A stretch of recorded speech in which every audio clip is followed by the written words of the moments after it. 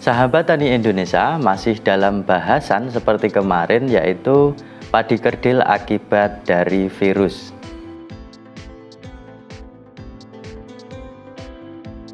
Ternyata virus tersebut bisa lebih berbahaya jika tidak ada perlakuan khusus terhadap lahan ataupun tanaman kita. Menurut beberapa pakar, bahwa virus ini ternyata tidak hanya ditularkan oleh wereng saja, bisa juga ditularkan oleh organisme yang lain.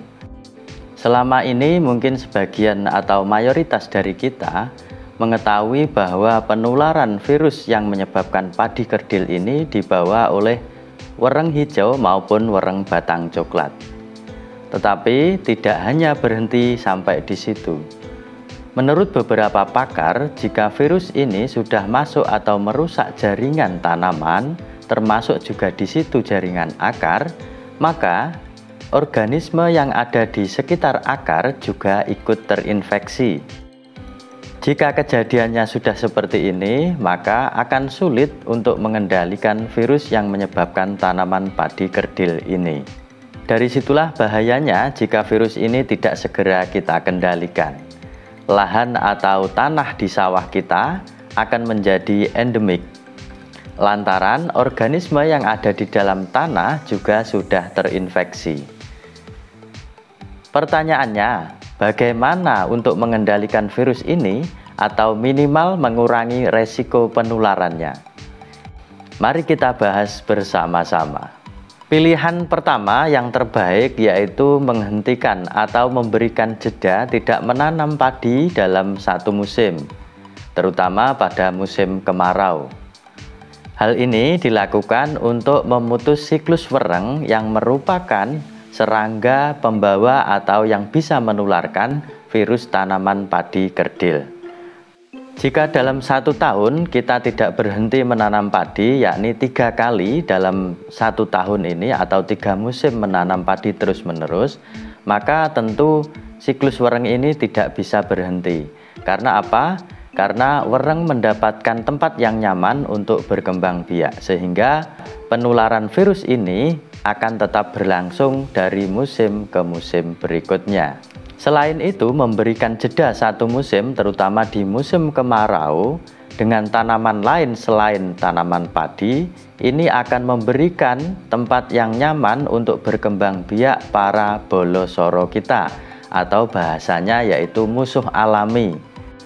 Harapannya jika musuh alami atau balasara para petani ini bisa berkembang biak dengan baik, maka di musim berikutnya kita tentunya tidak khawatir dengan keberadaan hama wereng. Karena apa? Secara alami musuh alami ini akan mengendalikan keberadaan atau populasi dari wereng itu sendiri. Bagaimana jika pilihan yang pertama tadi berat ataupun sulit untuk dilakukan? Minimal yang harus dilakukan adalah setelah panen, sisa jerami yang ada di lahan harus segera dibenamkan. Untuk teknisnya bisa menggunakan bajak. Hal ini dilakukan agar wereng tidak mendapatkan tempat untuk berkembang biak. Tentunya dalam melakukan ini harus bersama-sama dalam satu hamparan. Pembenaman sisa jerami ini dilakukan sebelum menyemai benih, agar wereng tidak pindah ke lahan pembenihan. Akan lebih baik lagi jika pembenihan ini dibuat di luar lahan sawah. Hal ini tentunya akan lebih mudah untuk mengendalikan organisme pengganggu tanaman, termasuk di dalamnya yaitu wereng dan juga kaper. Tidak hanya itu, selanjutnya yang bisa dilakukan menekan penularan virus atau patogen tersebut dengan menambahkan arang ke lahan kita.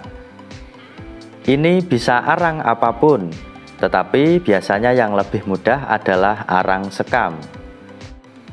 Dengan pemberian arang sekam ke lahan ini bisa menekan ruang gerak patogen, karena patogen tidak nyaman tinggal di arang. Selain itu, pemberian arang juga bisa membantu menetralkan pH tanah. Sehingga dalam kondisi pH tanah yang normal, maka tanaman padi kita akan maksimal dalam penyerapan unsur hara, baik itu unsur hara makro maupun mikro. Jika penyerapan unsur hara ini bisa maksimal, tentunya tanaman padi kita akan menjadi sehat. Dan jika tanaman padi kita sehat, maka secara otomatis tingkat atau daya ketahanannya terhadap virus ini juga akan meningkat.